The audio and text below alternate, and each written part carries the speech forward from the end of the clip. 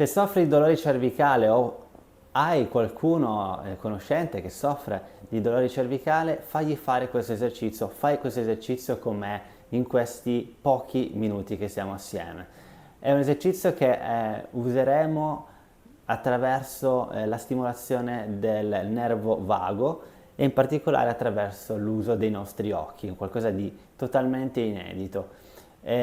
Andremo quindi prima a testare la contrazione del collo, quanto dolore, quanta contrazione senti a livello cervicale, quindi semplicemente posizione seduta, gira la testa a sinistra in questo modo, gira la testa a destra lentamente fino alla fine.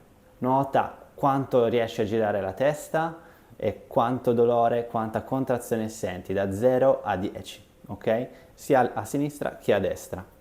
Fai la stessa cosa su e giù e nota la contrazione da 0 a 10.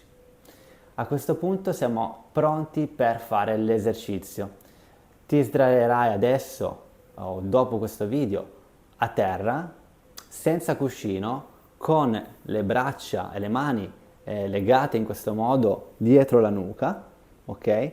Gomiti aperti. Guarderai quindi a questo punto il soffitto e senza muovere il naso, senza muovere il viso, muovendo solo gli occhi, guarderò verso la mia destra, ok?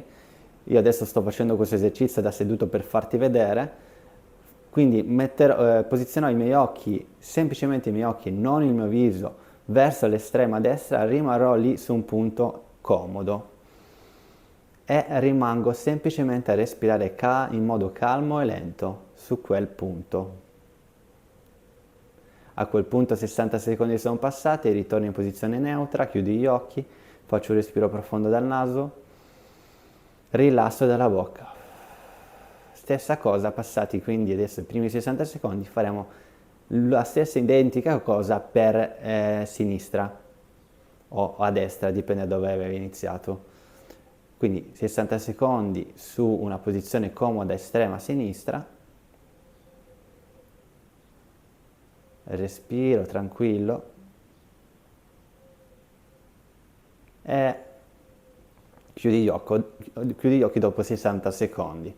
A questo punto sono pronto per ritornare in posizione seduta. È normale che ti senti un po' sballottato, prenditi qualche tempo prima di rifare il test, gira a destra, sinistra, nota la contrazione e noterai una differenza idealmente. Scrivimi nei commenti se l'hai notata, fammi sapere.